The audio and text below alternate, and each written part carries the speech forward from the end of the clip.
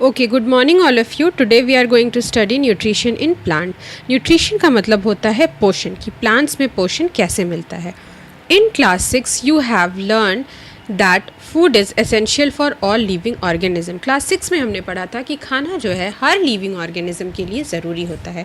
You also learn that carbohydrate, protein, fats, vitamins and minerals are component of food, and these components of food are called nutrients and are necessary for our body। और ये जो component of food होते हैं, component of food क्या क्या होते हैं? Protein, fats, vitamin, minerals are component of food. यहाँ से एक आपका क्वेश्चन आ सकता है कि what are the component of food. तो क्या लिखना है? Protein, fat, vitamin, minerals are the component of food, और इसी कॉम्पोनेंट को हम लोग न्यूट्रिएंट्स बोलते हैं। ओके, जो कि बहुत ही इंपॉर्टेंट होता है। तो सो व्हाट आर न्यूट्रिएंट्स? तो the components of food are called nutrients. Okay, और ऐसे भी लिख सकते हैं the components like vitamin, minerals are of food are nutrients. अच्छा, और जो हमारे बॉडी के लिए बहुत ही इम्पॉर्टेंट होते हैं। All living organism require food. Plants can synthesize food for themselves but animals including humans cannot। सारे लिविंग ऑर्गेनिज्म, और इस सारे लिविंग ऑर्गेनिज्म में प्लांट्स और एनिमल्स दोनों आएंगे।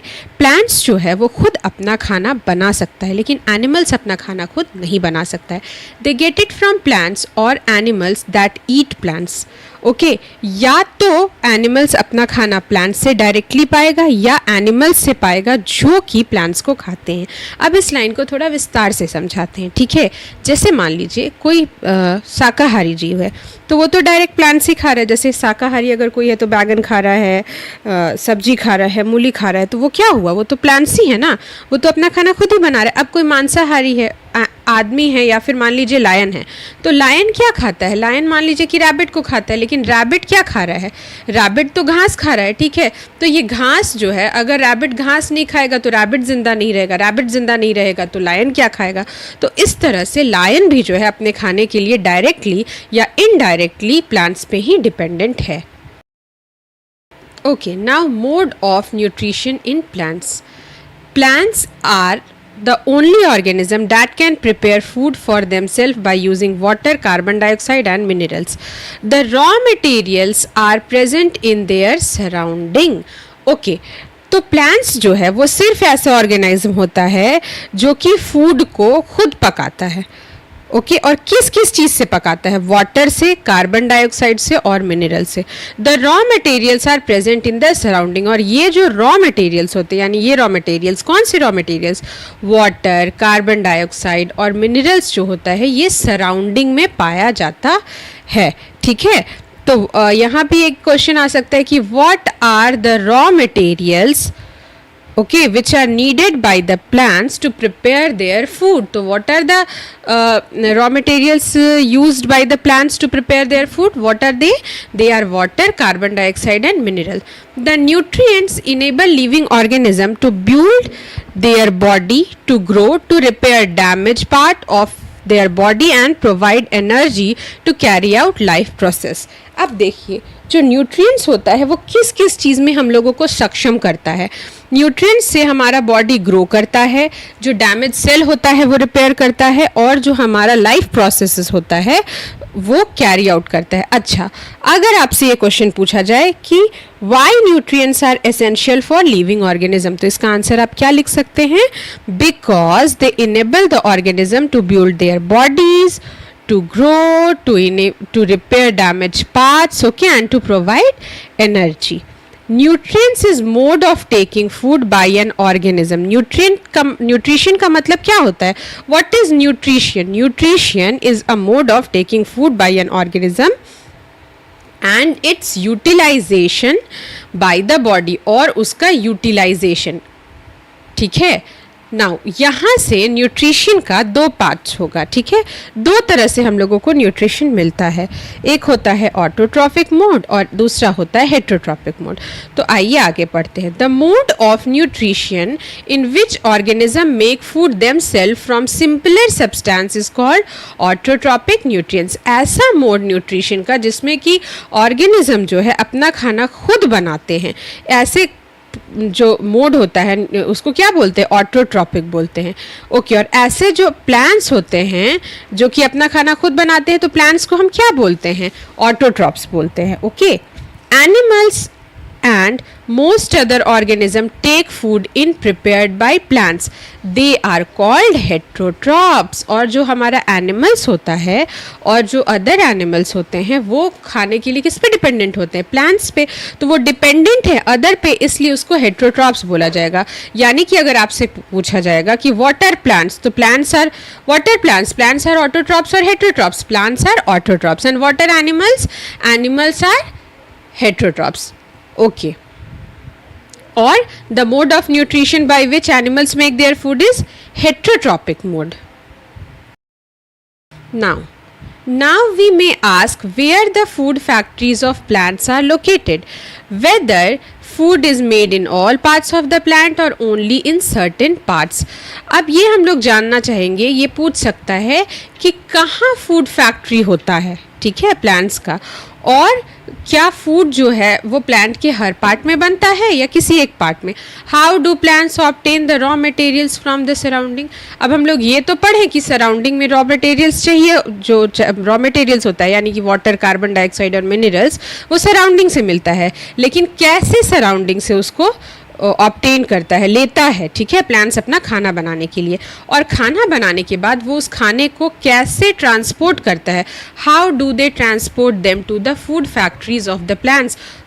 ओके, यानी कि जो मटेरियल्स होता है, जो रॉ मटेरियल्स होता है, सराउंडिंग से ले करके फिर वो प्लांट्स का जो फूड फैक्ट्री है वहाँ तक कैसे पहुँचाता है, how do they transport them to the food factories of the plants. तो ये तीनों क्वेश्चन का जो आंसर है हम लोग अब आगे देखेंगे। Okay, and this one is topic 1.2, that is photosynthesis। okay, what is the meaning of photo का मतलब होता है आपका लाइट, एंड synthesis का मतलब होता है प्रिपेयर करना, ठीक है।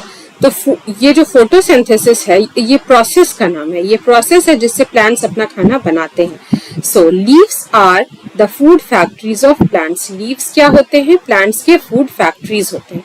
Therefore all the raw material must reach the leaf. तो इसीलिए लीव्स क्योंकि फूड फैक्ट्रीज होता है प्लांट्स का, इसलिए जो भी रॉ मटेरियल हम लोगों को फोटोसिंथेसिस के प्रोसेस के लिए जरूरी है उसको लीव्स तक पहुंचाना होता है। Water and minerals are present in the soil are absorbed by the roots and transported to the leaves। Water और minerals जो कि हम लोगों को soil से मिलता है उसको हम लोग soil से absorb करते हैं, किसके थ्रू, roots के थ्रू, और फिर उसको हम लोग leaves तक transport करते हैं। Okay, here one question can be asked that what are the food factories of plants? Then leaves are the food factories of plants। Now how, from where do we get carbon dioxide? Carbon dioxide from the air is taken in through the tiny pores present in the surface of the leaves। जो carbon dioxide होता है वो हमारे environment में, surrounding में present होता है, और वो प्लांट्स जो है फोटोसिंथेसिस के प्रोसेस के लिए किस तरह से लेते हैं। लीव्स जो होता है ना उसमें टाइनी पोर्स प्रेजेंट होता है, ठीक है, और ये जो पोर्स होता है ये गार्ड सेल से सराउंडेड होता है। ऐसे पोर्स को स्टोमाटा बोलते हैं। Okay, so what is stomata, what is stomata? तो stomata are nothing but tiny pores present in the surface of leaves. जो लीव्स पे टाइनी पोर्स प्रेजेंट होते हैं उनको हम स्टोमाटा बोलते हैं। Is that clear? और स्टोमाटा के हेल्प से हम लोग क्या करते हैं, हम लोग कार्बन डाइऑक्साइड जो हमारे सराउंडिंग में होता है उसको हम लोग लेते हैं। ओके, हम लोग नहीं, प्लांट्स लेते हैं। Water and minerals are transported to the leaves by the vessels which run like pipe through the roots, the stem। Okay, water और minerals जो होता है are transported to the leaves by the vessels which run like pipes throughout the root, the stem, the branches and the leaves। एक xylem नाम का vessel होता है, ठीक है, जाइलम होता है जिससे कि आपका वाटर और मिनरल्स जो है वो लीव्स तक पहुंचता है, ठीक है, which run like pipe throughout the roots, stems and branches and leaves। जो कि रूट से होकर के, स्टेम से, ब्रांचेस से होकर लीव्स तक पहुंचता है, लीव्स तक भी पहुंचता है। They form a continuous path or passage for the nutrients to reach the leaf। और ये क्या करते हैं, कंटिन्यूअस पाथ और पैसेज बनाते हैं जिससे कि न्यूट्रिएंट्स जो है सो वो लीफ तक पहुंचते हैं। They are called vessels। और ये जो होते हैं ये वेसल्स होते हैं। What are vessels? Vessels are the continuous path or passage through which the nutrients reach to the leaves. You will learn more about the transport of material in plants in chapter 11. Xylem और फोलम के बारे में आप लोग अच्छे से पढ़िएगा chapter 11 में, ठीक है, कि किस तरह से सारा मटेरियल्स जो है सो प्लांट्स में ट्रांसफर होता है. ये चैप्टर 11 में आपको पढ़ना है. Okay. The leaves have a green pigment called chlorophyll. What leaves are having? Leaves are having green pigment. It helps leaves to capture the energy of sunlight. This energy is used to synthesize food from carbon dioxide and water. Okay now. अब तो ये हम लोग देखें कि जो leaves है वो फूड फैक्ट्रीज होते हैं, ठीक है. तो लीव्स खाना कैसे बनाते हैं? With the help of green pigment that is called chlorophyll. Okay. अब ये क्लोरोफिल क्या करता है? ये जो क्लोरोफिल है ये सनलाइट को कैप्चर करता है, ठीक है. It helps leaves to capture the energy of sunlight. This energy is used to synthesize food from carbon dioxide and water.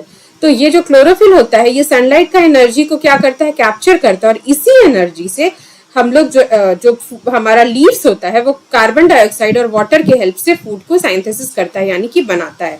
Since the synthesis of food occurs in the presence of sunlight, so it is called photosynthesis. और जो synthesis of food होता है वो sunlight के presence में होता है. जो फूड प्रिपेयर करता है लीव्स वो सनलाइट के प्रेजेंस में प्रिपेयर करता है.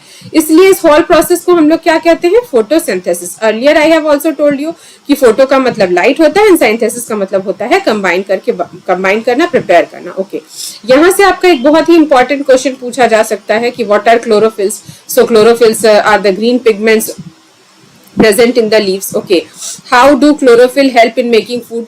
So hence the chlorophyll capture the energy of the sunlight and this energy is used to synthesize food from carbon dioxide and water. Thus the chlorophyll helps in making food in plants. Okay. So we find that chlorophyll, sunlight, carbon dioxide and water are necessary to carry out the process of photosynthesis. और इस तरह से हम लोगों को क्या समझ में आता है कि हम लोगों को फोटोसिंथेसिस के प्रोसेस को कैरी आउट करने के लिए कौन कौन से चीजों की आवश्यकता है? Chlorophyll, sunlight, carbon dioxide, water.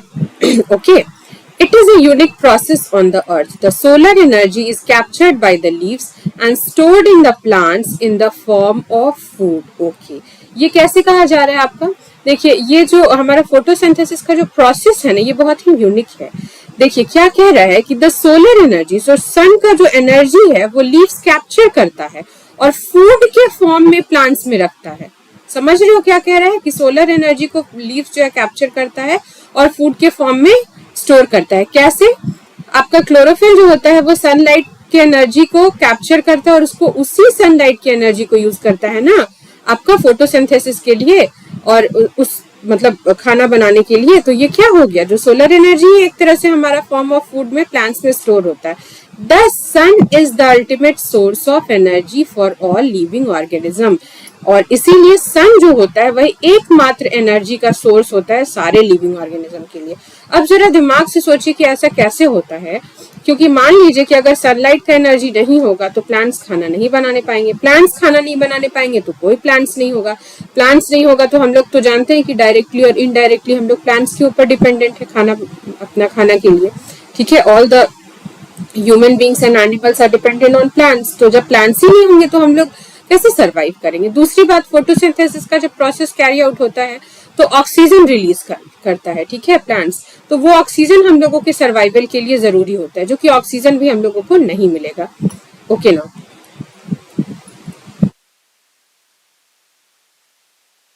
Can you imagine life on earth in the absence of photosynthesis? क्या आप अर्थ पे किसी भी तरह का लाइफ को इमेजिन कर सकते हैं अगर फोटोसिंथेसिस नहीं हो तो? In the absence of photosynthesis, there would not be any food. The survival of almost all the living organisms directly or indirectly depends upon the food made by the plants. जब हमारा photosynthesis नहीं होगा तो plants ही नहीं रहेंगे. तो survival of सारा जो हमारा लिविंग ऑर्गेनिज्म का सर्वाइवल है हम लोग जानते हैं कि डायरेक्टली और इनडायरेक्टली किस पे डिपेंड करता है? प्लांट्स पे. Besides that, oxygen is essential for the survival of all living organisms. और इसके अलावा हमारे जो सारे लिविंग ऑर्गेनिज्म है उनका सर्वाइवल के लिए ऑक्सीजन भी जरूरी है, जो कि कब प्रोड्यूस होता है? फोटोसिंथेसिस के प्रोसेस के दौरान. In the absence of photosynthesis, life would be impossible on the earth. So, photosynthesis के absence में जो हमारा life है वो impossible होगा. एक क्वेश्चन यहाँ से पूछ सकता है, how can you say that there will be no life on the earth in the absence of photosynthesis? तो उसका आंसर क्या होगा? पॉइंट वाइज लिखेंगे हम लोग. Number 1, if there will be no photosynthesis, we cannot survive because directly or indirectly we all are dependent on the plants. Secondly, for the survival we need oxygen, which is released during the process of photosynthesis. Okay. During photosynthesis, chlorophyll containing cells of leaves in the presence of sunlight uses carbon dioxide and water to synthesize carbohydrates. The process can be represented in the equation. This equation is very important. आपसे question पूछा जा सकता है कि show the process of photosynthesis with the help of equation. तो देखिए, carbon dioxide और water के मदद से सनलाइट और क्लोरोफिल के प्रेजेंस में ये जो लीव्स है वो क्या बनाते हैं? कार्बोहाइड्रेट और oxygen. Okay, carbohydrate is also called starch. Now see this diagram. इस डायग्राम में हम लोग क्या देख रहे हैं कि लीव है, ये लाइट एनर्जी को ले रहा है, कार्बन डाइऑक्साइड को ले रहा है सराउंडिंग से. ठीक है, क्लोरोफिल पहले से लीव्स में है, वाटर मिनरल्स इसको रूट से मिल रहा है, और ये क्या कर रहा है? रिलीज कर रहा है ऑक्सीजन को. Is that clear? Now diagram showing photosynthesis. आपसे ये डायग्राम भी बहुत इंपॉर्टेंट है, आप बहुत ध्यान से देख लीजिएगा इसको. एक क्वेश्चन पूछ सकता है कि with the help of diagram show the process of photosynthesis. Okay, एक क्वेश्चन ये भी पूछ सकता है with the help of equation show the process of photosynthesis. तो आपको ये इक्वेशन लिखना पड़ेगा. Is that clear? Okay.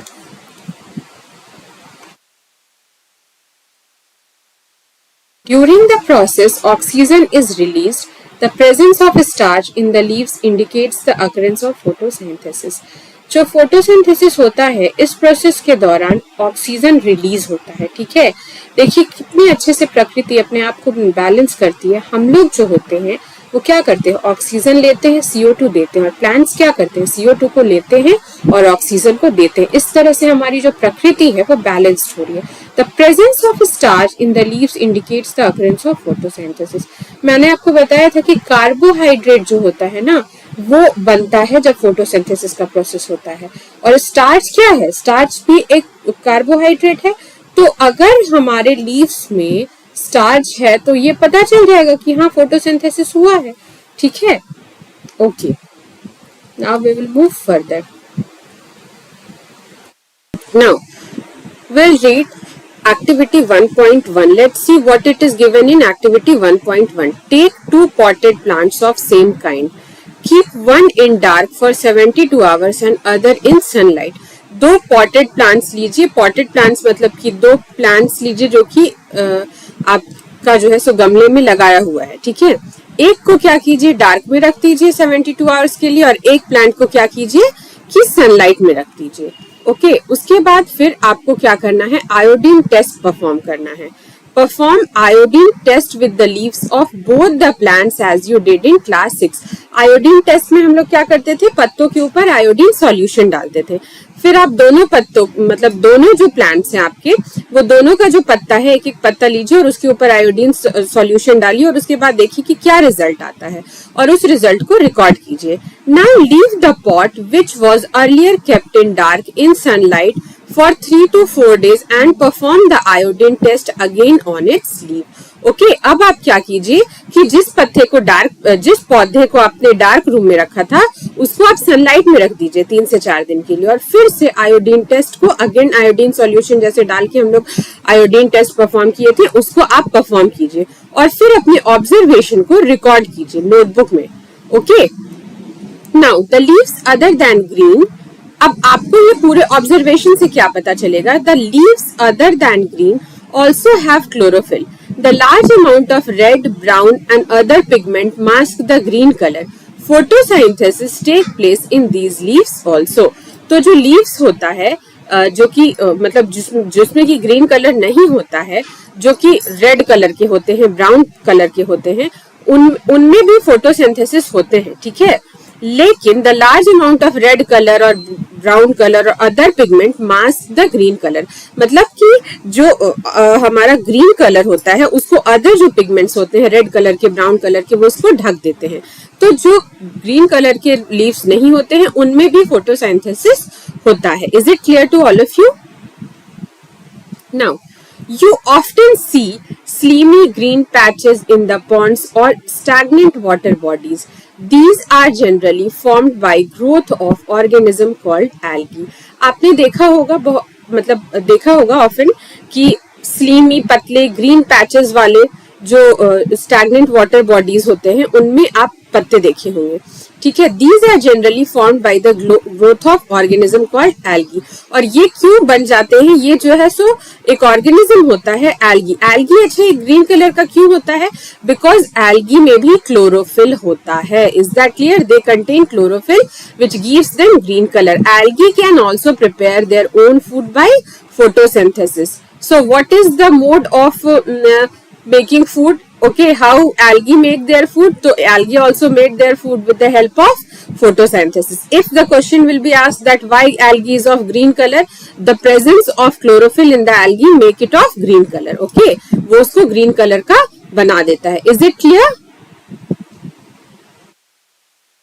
Now we will study synthesis of plant food other than carbohydrate. ठीक है, plant food other than carbohydrate वो कैसे, जो बाकी सारे कंपोनेंट्स होते हैं उनको वो कैसे साइंथेसिस करते हैं। You have just learn that plant synthesise carbohydrates through the process of photosynthesis. अभी अभी हमने पढ़ा था कि फोटोसिंथेसिस का जब प्रोसेस होता है तो जो प्लांट्स होते हैं वो कार्बोहाइड्रेट्स को प्रिपेयर करते हैं। Okay, now the carbohydrate are made up of carbon, hydrogen and oxygen. Carbohydrate जो होता है वो कॉम्प्लेक्स सब्सटेंस होता है। कॉम्प्लेक्स सब्सटेंस किसको कहते हैं? जो कि सिर्फ एक चीज से नहीं बनता, वो बहुत सारी चीजों को मिला के बनता है। जैसे आप देखिए कि जो कार्बोहाइड्रेट है हमारा वो कार्बन, हाइड्रोजन और ऑक्सीजन ये सबको मिला के बना है, ठीक है। These are used to synthesis other components of food such as protein and fats. और ये जो कार्बन, ऑक्सीजन और आपका हाइड्रोजन है ये यूज किया जाता है क्या करने के लिए? अदर कंपोनेंट्स जो फूड के हैं जैसे कि प्रोटीन और फैट्स, इनको भी प्रिपेयर करने के लिए, इनको भी साइंथेसिस करने के लिए। But proteins are nitrogenous substance which contain nitrogen. लेकिन जो हमारा प्रोटीन होता है वो नाइट्रोजीनियस सब्सटेंस होता है और हम लोगों को नाइट्रोजन भी चाहिए होता है क्योंकि प्रोटीन जो होता है वो नाइट्रोजनस सब्सटेंस होता है तो वो नाइट्रोजन को कंटेन करता है। From where do the plants obtain nitrogen? अब सोचने वाली बात ये है कि नाइट्रोजन प्लांट्स को कहाँ से मिलता है? Recall that nitrogen is present in एब्यूडेंस in the gaseous form in the air. आप ये बात याद कीजिए कि नाइट्रोजन जो है हमारा एयर में मिलता है, ठीक है। 78% ऑफ जो एयर होता है वो नाइट्रोजन होता है हमारा। Okay, now however plants can not absorb nitrogen in this form. Although हमारा नाइट्रोजन जो है वो 78% हमारे सराउंडिंग में रहता है, लेकिन कार्बन डाइऑक्साइड के अलावा वो गैसियस फॉर्म में नाइट्रोजन गैस को नहीं ले सकता, ठीक है। नाइट्रोजन गैस को यूजेबल फॉर्म में जब वो होता है, सॉल्युबल फॉर्म में, तो ही प्लांट्स यूज कर सकते हैं। Soil has certain bacteria that convert gaseous nitrogen into a usable form and release it into the soil. तो जो हमारा सॉइल होता है उसमें सर्टेन बैक्टीरिया होते हैं। फॉर एग्जांपल आपने पढ़ा होगा कि लेग्यूमिनस प्लांट्स के रूट में राइजोबियम नाम का एक बैक्टीरिया होता है जो कि नाइट्रोजन फिक्सेशन के लिए हेल्पफुल होता है। ओके, तो इस तरह के बैक्टीरिया सॉइल में मौजूद होते हैं जो गैसियस फॉर्म में नाइट्रोजन होता है उसको यूजेबल फॉर्म में कन्वर्ट कर देते हैं और फिक्स कर देते हैं हमारे सॉइल में और इस तरह से रिलीज कर देते हैं हमारे सॉइल में। और फिर वो जो हमारा नाइट्रोजन है वो वाटर के साथ मिल करके फिर वो प्लांट्स में ट्रांसपोर्ट हो जाता है। Okay, these are absorb by the plants along with water. और ये जो नाइट्रोजन होते हैं ये प्लांट्स के द्वारा अब्सॉर्ब कर दिए जाते हैं वाटर के साथ। Okay, also you might have seen farmers adding fertilisers rich in nitrogen to the soil. और आपने ये भी देखा होगा कि बहुत सारे फार्मर्स होते हैं जो कि नाइट्रोजन जो होता है हमारा उसको फर्टिलाइजर्स के तौर पे डालते हैं, ठीक है, फर्टिलाइजर्स के रूप में सॉइल में डालते हैं. In this way the plants fulfil there requirements of nitrogen along with other constituent. और इस तरह से नाइट्रोजन का जो हमारा फुलफिलमेंट है वो होता है अदर कॉन्स्टिट्यूएंट्स के साथ. Plants can then synthesis proteins and vitamins. और इस तरह से प्लांट्स जो है वो क्या प्रोटीन और विटामिन को भी सिंथेसिस कर सकता है, प्रिपेयर कर लेता है. ओके, अभी हमारे पास ये क्वेश्चन था ना कि नाइट्रोजन हम लोगों को कैसे मिलता है. दूसरी बात है कि क्वेश्चन आपसे यहाँ पे ये पूछा जाता है कि although we are saying that nitrogen is present in the gaseous form in the environment, then how can you that how it is used by the plants. okay, कैसे ये यूज किया जाता है, क्योंकि नाइट्रोजन जो है ये एक आपका स्टेटमेंट है कि नाइट्रोजन जो आपका है वो गैसियस फॉर्म में है एनवायरमेंट में और उसको तो यूज नहीं कर सकता है. तो सॉइल में किस तरह से वो जाता है और किस तरह से नाइट्रोजन की भरपाई होती है. तो here we will what our answer will be, हमारा आंसर क्या होगा कि certain bacteria that are present in the soil convert gaseous nitrogen into usable form. और इसका एग्जांपल क्या होगा, राइजोबियम बैक्टीरिया. इसका एक एग्जांपल हो सकता है राइजोबियम बैक्टीरिया. ये नाइट्रोजन फिक्सर के नाम से भी जाना जाता है. इस बैक्टीरिया को हम नाइट्रोजन फिक्सर्स के नाम से भी जानते हैं. Okay, Now we will study other modes of nutrition in plants. अभी तक हमने पढ़ा कि ऑटोट्रॉपिक न्यूट्रिशन होता है जिसमें कि प्लांट्स खुद से अपना खाना बनाते हैं. ओके, अब हम लोग ये पढ़ेंगे कि बाकी और सारे मोड्स ऑफ न्यूट्रिशन क्या क्या होते हैं. There are some plants which do not have chlorophyll. They cannot synthesize food. How do they survive and from where do they derive nutrition? कुछ प्लांट्स ऐसे होते हैं जिनमें कि क्लोरोफिल नहीं पाया जाता है, ठीक है, और वो फूड को सिंथेसाइज नहीं, प्रिपेयर नहीं कर पाते हैं.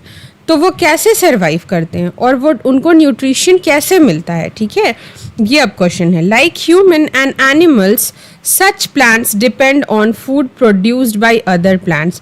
जैसे कि हमारा ह्यूमन्स और एनिमल्स प्लांट्स पे डिपेंडेंट होते हैं, उसी तरह से ऐसे प्लांट्स जिनके पास क्लोरोफिल नहीं होता है वो भी प्लांट्स पे ही अदर प्लांट्स जो अपना खाना खुद बनाते हैं उन पे डिपेंडेंट होते हैं. They use the heterotrophic mode of nutrition. हमने बताया था ना कि हेट्रो मतलब अदर, तो हेट्रोट्रॉपिक जो दूसरे पे निर्भर हो अपने खाने के लिए, अपने न्यूट्रिशन के लिए, तो इस तरह के मोड ऑफ न्यूट्रिशन को हम हेट्रोट्रॉपिक मोड ऑफ न्यूट्रिशन बोलते हैं. Look at figure 1.5. I will show you figure 1.5. Wait,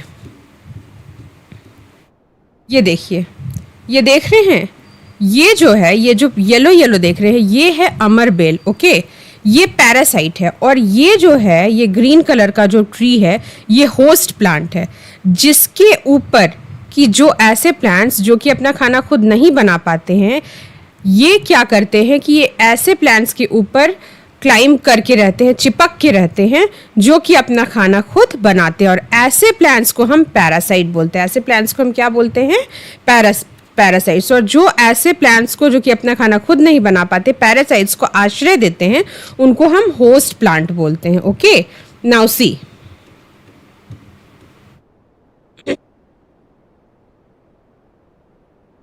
okay, you see a yellow wiry branched structure twining around the stem and branches of the tree. This plant is called Cascata, अमर बेल. ठीक है, तो आप देखिए उस picture में कि एक येलो वायरी ब्रांच टाइप का स्ट्रक्चर है जो कि स्टेम और ब्रांचेस में ट्वाइन किया, मतलब ट्वाइनिंग मतलब कि ऐसे ऐसे लिपटा हुआ है. ठीक है, दिस प्लांट इज कॉल्ड कैस्केटा और अमरबेल. ये जो येलो था ना ट्री के ऊपर, उसको अमरबेल या कैस्केटा बोलते हैं. It does not have chlorophyll. उनके पास क्लोरोफिल नहीं होता है. It takes readymade food from the plant on which it is climbing.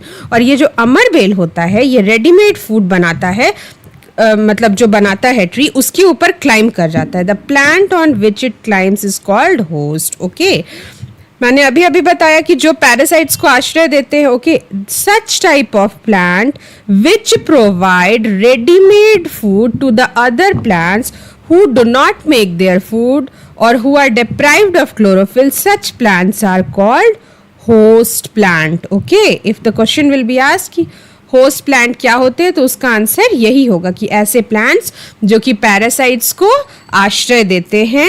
Okay, जो पैरासाइट्स को रेडीमेड फूड प्रोवाइड करते हैं, such type of plants are called host plant. Okay, it takes ready-made food from the plant on which it is climbing. The plant on which it is climbing is called host, since it deprive the host of valuable nutrients. अब क्या है कि parasites जो है वो host के ऊपर dependent है, तो जो host plant है उसमें क्या हो जाएगा, nutrients की कमी हो जाएगी. Got it? Cascata is called parasites. और ऐसे plants जो अपना खाना खुद नहीं बना सकते हैं, जो host plant पे depend करते हैं अपने food के लिए, such type of plants are called parasites. Okay, so one question will be asked that what are parasite plants? So parasite plants are such type of plants which depends upon the other plants for their food. They are called parasites. Are we and other animals also a kind of parasites? क्या हम लोग या जो बाकी सारे animals हैं वो parasites ही होते हैं? You should think about it and discuss with your teacher. हम लोगों को इसके बारे में सोचना चाहिए और अपने टीचर से डिस्कस करना चाहिए. ओके, अब नाउ हम लोग आगे पढ़ेंगे. That have you seen or heard of plants that can eat animals? There are few plants which can trap insects and digest them. Is it not amazing? Such plants may be green or of some other colour.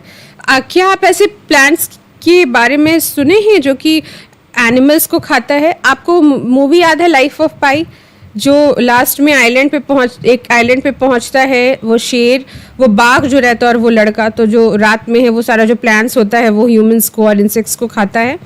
Okay, तो इस तरह के भी plants होते हैं जो कि insects को ट्रैप करते हैं और उनको खाते हैं. Okay, look at the plant figure 1.6. एक फिगर दिया हुआ है एक प्लांट का फिगर 1.6 में, आप इस फिगर को देख लीजिए. Okay, now the peacher-like or jug-like structure is modified part of leaf. The apex of the leaf forms a lid which can open and close the mouth of the peacher. Okay, यहाँ पे आप देखिएगा कि ये जो pitcher like है, ये जो जग टाइप का स्ट्रक्चर है ना, पीचर का मतलब क्या होता है पता है? ऐसा लिक्विड कंटेन करने का थैला को हम लोग पीचर बोलते हैं. ठीक है, और इस पीचर में ये जो होता है एक लिक्विड कंटेन करता है ये.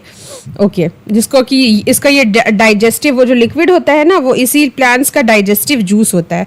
एपेक्स का मतलब होता है एकदम टॉप पे. तो देखिए टॉप पे क्या है, ये लिड है. ओके, जो कि बंद भी हो सकता है और खुल भी सकता है. ये माउथ पे होता है, ये जो लिड होता है ये पीचर के माउथ पे होता है. Okay, now inside the pitcher there are some tiny hairs. Pitcher के अंदर क्या होता है? Inside the pitcher there are some, I will show you, tiny hairs. Okay, which are directed downwards. ये जो हमारा पीचर होता है इसमें टाइनी हेयर्स होता है जो कि डायरेक्टेड डाउनवर्ड्स होता है. When an insect land in the pitcher the lid closes and the trapped insects get entangled into the hair. Entangled का मतलब क्या होता है? उलझना. ओके, जब किसी चीज से कोई उलझ जाता है ना तो उसको बोलते हैं इंटैंगल. ठीक है, तो ऐसे क्या होता है कि पीचर में इंसेक्ट गया और हेयर से क्या हो गया? उलझ गया, ट्रैप्ड हो गया. Okay, the lid closes and the insect is trapped. जो लिड है, जैसे ही इंसेक्ट अंदर आता है तो ये जो ऊपर का लिड होता है वो नीचे ऐसे होके बंद हो जाता है. The insect is digested by digestive juice secreted in the pitcher and its nutrients are absorbed. Such insect eating plants are called insectivorous plants. Okay, मैंने आपको बताया था ना कि पीचर के अंदर डाइजेस्टिव जूस होता है, जो कि कोई इंसेक्ट जाता है उस तो क्या होता है, पहले लिड आपका बंद हो जाएगा, उसके बाद जो अंदर इसका जूस होता है, ये जो आपका हेयर्स होता है ये इसको ट्रैप कर लेगा और जो जूस होता है उसको जो इंसेक्ट होता है उसको डाइजेस्ट करने में, उसका जो आपका न्यूट्रिएंट्स होता है उसको एब्जॉर्ब करने में हेल्पफुल होता है. तो ऐसे जो इंसेक्ट ईटिंग प्लांट्स होते हैं उनको क्या बोलते हैं? उनको हम इंसेक्टिवोरस प्लांट्स बोलते हैं. Okay, is it possible that such plants do not get all the required nutrients from the soil in which they grow? क्या ये पॉसिबल है कि वो जो प्लांट्स होते हैं, आखिर वो भी तो सॉइल ही पे, इंसेक्टिवोरस प्लांट्स भी तो सॉइल पे ही उगते हैं ना, तो क्या सॉइल से उनको नहीं मिलता है? सो आप इसका आंसर खोजिएगा. We will move further. Now what is saprophytes? Okay, saprotrops. Now we will study saprotrops. You might have seen packets of mushrooms sold in the vegetable market. Okay, हम लोगों ने बहुत सारा मशरूम का पैकेट देखा है जो कि वेजिटेबल मार्केट में मिलता है. Okay, now sorry. You may have also seen fluffy umbrella-like patches growing in the moist soil or on rotting wood during the rainy season. Let's us find out what type of nutrients they need to survive from where they get them. Okay mushrooms को हमने देखे हैं market में. Okay umbrella like patches होता है जो कि moist sol गीली मिट्टी पे या सड़ी हुई जो वुड होता है उसके ऊपर ऐसे देखिएगा वुड है और इसके ऊपर जो है ये क्या होगा, एक अम्ब्रेला लाइक स्ट्रक्चर आपका आ जाता है. ठीक है, तो ये जो अम्ब्रेला लाइक स्ट्रक्चर होता है ये क्या होता है, ये मशरूम होता है जिसको कि हम लोग खुखड़ी भी बोलते हैं, रुबड़ा भी बोलते हैं. तो ये जो है ये न्यूट्रिएंट्स अपना कहाँ से इसको मिलता है, और ये जो न्यूट्रिएंट्स अपने सर्वाइवल के लिए इनको जो न्यूट्रिएंट्स चाहिए होता है उनको कहाँ से प्राप्त होता है. तो let's find out. Of bread and moisture it with water. एक पीस ऑफ ब्रेड लीजिए और उसको पानी से मॉइस्चर कर दीजिए. Leave it in a most warm place for 2 to 3 days until fluffy patches appear on them. और ये जो हमारा मॉइस्चन ब्रेड होता है जो वाटर से मॉइस्चन किया हुआ रहता है उसको 2 से 3 दिन के लिए हम लोगों को क्या करना है कि वार्म जगह पे, जो गर्म जगह है वहाँ पे छोड़ देना है ताकि फ्लफी पैचेस जो है उसके ऊपर आ जाए. आप देखोगे कि ब्रेड को छोड़ दोगे ना तो वाइट वाइट कलर का उसके ऊपर क्या होता है. What is the color of these patches? In patches का कलर क्या होता है. Observe the patches under a microscope और इन अ मैग्नीफाइंग ग्लासेस. और ये जो ब्रेड के ऊपर पैचेस होता है इसको मैग्नीफाइंग ग्लासेस से या माइक्रोस्कोप से हम लोगों को क्या करना है, ऑब्जर्व करना है. Write down your observation in a notebook. और इस ऑब्जर्वेशन को आपको अपने नोटबुक पे लिखना है. You will see cotton like thread spread on the piece of bread. और आपको पता चलेगा कि ये ब्रेड है उसके ऊपर white white white white colour का लगा हुआ है. ठीक है, इस तरह का कॉटन लाइक जो थ्रेड्स होता है वो पीस ऑफ ब्रेड के ऊपर क्या होगा, स्प्रेड हो जाएगा. Is it clear? Okay, I think I am clear with all my words. Now, these organisms are called fungi. They have different mode of nutrition. They absorb the nutrients from the bread. ये जो organism होता है जो bread के ऊपर white white thread like structure होता है इसको हम फंगाई बोलते हैं. ओके, तो फंगाई का मोड ऑफ न्यूट्रिशन कैसे ये अपना न्यूट्रिएंट्स का रिक्वायरमेंट को फुलफिल करता है. ये ब्रेड से जिसके ऊपर लगता है, जिसके ऊपर ये उगता है उससे अपना उसका न्यूट्रिशन को खींच लेता है. This mode of nutrients in which the organism take in nutrients from dead and decaying matter is called saprotrophic nutrients. Okay, this one here we are also having one beautiful question ki what is saprotropic nutrition. The mode of nutrition in which organism take in nutrients from dead and decaying matter is called saprotropic nutrition. ऐसा nutrition जिसमें कि जो हमारा जो organism होता है वो जो न्यूट्रिशन होता है वो डेड और डिकेइंग मैटर से लेता है उसको हम लोग सैप्रोट्रॉपिक न्यूट्रिशन बोलते हैं. Okay, is it clear? Now, such organism with saprotropic mode of nutrition are called saprotrophs. ऐसे organism जो कि saprotropic mode of nutrition से अपना न्यूट्रिशनल वैल्यू को लेते हैं उसको हम लोग saprotrophs बोलते हैं. ऐसे organism को क्या बोलते हैं? saprotrophs. Fungi also grow on pickles, leather, clothes and other articles that are left in hot and humid weather for a long time. Fungi जो होता है हमारा वो न सिर्फ आपका खाने पे लगता है, वो पिकल्स पे लगता है, लेदर्स पे लगता है, क्लॉथ्स पे लगता है और अदर आर्टिकल्स पे. एक क्वेश्चन यहाँ से ये भी पूछ सकता है कि what are the probable places. Probable का मतलब होता है कि कहाँ उसका संभावना है. प्रोबेबिलिटी का मतलब होता है संभावना. तो what are the probable places where fungi can grow. कहाँ कहाँ फंगाई ग्रो कर सकता है. तो आप एग्जाम्पल में other than food. Okay, other than food fungi कहाँ कहाँ ग्रो कर सकता है. तो वो लेदर्स पे ग्रो कर सकता है, क्लॉथ्स पे ग्रो कर सकता है. Okay, now during the rainy season they spoil many things. Ask your parents about the menace of fungi in your house. जो भी मतलब जो भी चीज़ों को खराब किया है फंगाई ये आप अपने पेरेंट्स से पूछेगा कि फंगल इन्फेक्शन से क्या क्या चीज़ें जो हैं आपके घर में खराब हुई हैं. Okay, now the fungal spores are generally present in the air when they land on wet and warm things. they germinate and grow. जो फंगल स्पोर्स होता है यानी छोटा छोटा जो बिंदु टाइप का होता है इस तरह का फंगल स्पोर्स ये एयर्स में हमेशा रहता है. लेकिन जब ये वेट और वार्म थिंग्स पे आके गिरता है, बैठता है, इसको वार्म और वेट और वार्म प्लेस जहाँ मिलता है तो वहाँ वो उग जाता है, ग्रो कर जाता है, जर्मिनेट कर जाता है. Now can you figure out how we can protect other things from getting spoiled? क्या आप ये फिगर आउट कर सकते, क्या आप ये सोच सकते कि किस तरह से हम बाकी जो चीज़ें हैं उनको स्पॉइल होने से बचा सकते हैं? Okay. Some organisms live together and share both shelter and nutrients. This relationship is called symbiosis relationship. अब कुछ ऑर्गेनिज्म ऐसे होते हैं जो साथ में ग्रो करते हैं और साथ में रहते हैं और वो अपना शेल्टर और न्यूट्रिएंट्स दोनों को शेयर करते हैं. ठीक है. Some organisms live together and share both shelter and nutrients. This relationship is called symbiosis. क्या होता है कि दो चीज है वो एक साथ ग्रो कर रहा है, ये इसको कुछ न्यूट्रिएंट्स दिया, ये इसको कुछ न्यूट्रिएंट्स दिया. ओके. तो इस टाइप का रिलेशनशिप को हम लोग symbiosis बोलते हैं. For example, certain fungi live inside the roots of the plants. The plants provide nutrients to the fungus and in return the fungus provides water and certain nutrients. तो क्या होता है कि कुछ फंगाई जो होते हैं वो प्लांट्स का जो रूट्स होता है उसमें रहते हैं. द प्लांट्स जो प्लांट्स होते हैं वो फंगस को क्या देते हैं? न्यूट्रिएंट्स देते हैं और रिटर्न में फंगस क्या प्रोवाइड करता है? उनको वाटर देता है. Okay. So will move further. Organisms called lichens, a chlorophyll containing partner which is an alga and a fungus live together. Okay, एक ऑर्गेनिज्म है, आपका एग्जाम्पल है ऐसे सिम्बायोसिस रिलेशनशिप का लीचेन. तो एक क्लोरोफिल कंटेनिंग पार्टनर होता है विच इज एन एल्गा. इसमें एक एल्गा और फंगस साथ में रहता है. तो एल्गा जो होता है वो क्लोरोफिल कंटेनिंग पार्टनर है. एल्गा के पास क्लोरोफिल होता है. ठीक है. और फंगस के पास क्या होता है? देखते हैं क्या शेयर करता है. The fungus provide shelter, water and minerals to the alga. जो फंगस होता है वो शेल्टर, वाटर और मिनरल्स एल्गा को देता है और एल्गा इन रिटर्न क्या करता है? Readymade food. क्योंकि एल्गा के पास क्या है? क्लोरोफिल है. तो वो रिटर्न में फंगस को क्या देता है?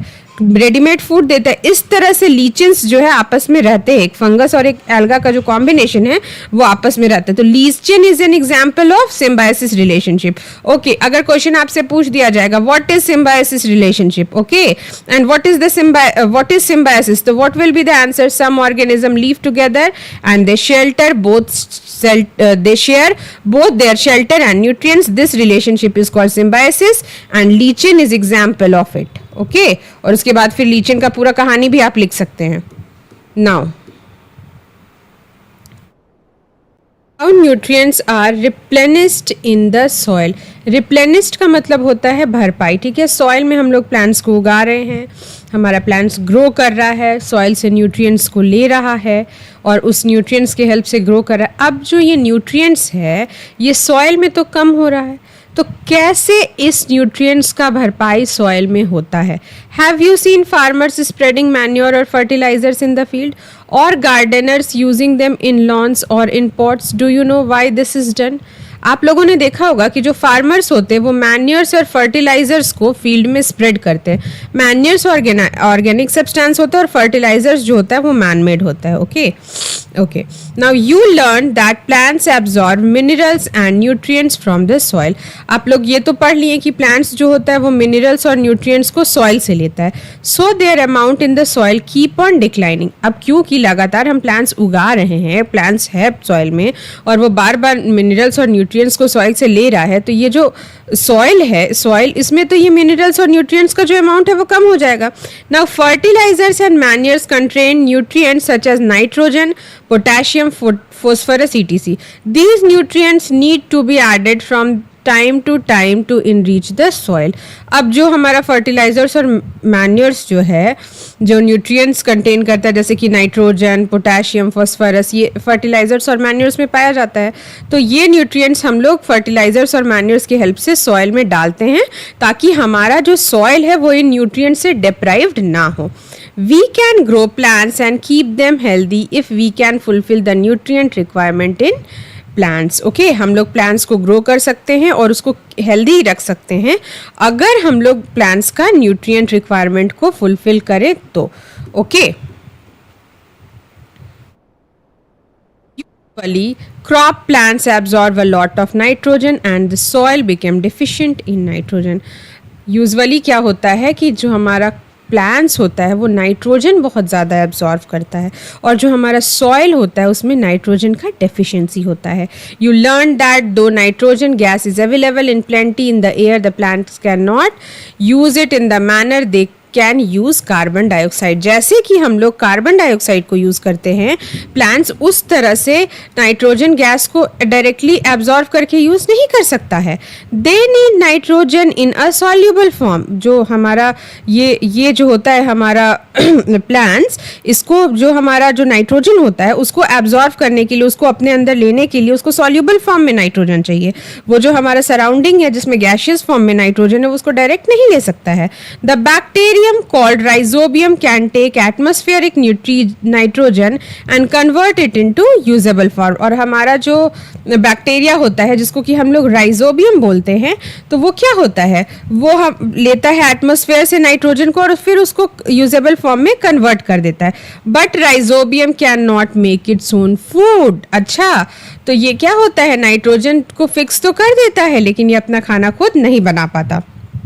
So it often lives in the roots of gram, peas, moong, beans and other legumes and provides them with nitrogen. In return, the plant provide food and shelter to the bacteria. Here also we are finding one symbiotic relationship. देखो यहाँ पे भी एक symbiotic relationship है, क्योंकि rhizobium अपना खाना खुद नहीं बनाने पाता है तो ये क्या करता है, ये रूट्स में रहता है. जैसे ग्राम, पीज, मूंग और बीन्स जो होता है, जो अदर लेग्यूमेंट्स होता है, ओके, इनको ये क्या करता है, नाइट्रोजन प्रोवाइड करता है. और ये जो होते हैं लेग्यूमिनस प्लांट्स, ये इसको फूड शेल्टर प्रोवाइड करते हैं और फूड प्रोवाइड करते हैं.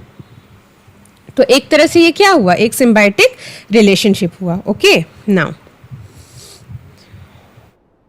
Association is of great significance for the farmer. और ये जो एसोसिएशन होता है ये फार्मर्स के लिए बहुत ही अच्छा होता है. They can reduce the use of nitrogenous fertilisers where leguminous plants are grown. Most of the pulses are obtained from leguminous plants. और most of जो दाल होता है ना वो leguminous plants से हम लोगों को मिलता है.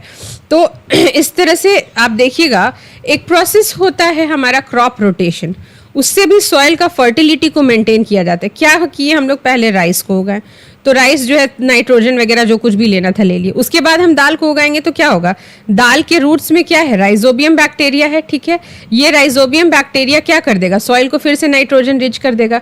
तो जो भी हमारा डेफिशिएंसी हुआ था न्यूट्रिशंस का, जो नाइट्रोजन का डेफिशिएंसी हुआ था, अगेन इसमें इसको मिल गया. तो इसलिए लेग्यूमिनस प्लांट्स को हम लोग क्रॉप रोटेशन के लिए यूज़ करते हैं. ओके, ये क्वेश्चन भी पूछा जाता है, but you are not concerned for this in this question for in this chapter. Okay, now in this chapter you learned that most of the plants are autotrophs. Only a few plants are parasitic and saprotrophic. They deprive nutrition from other organism.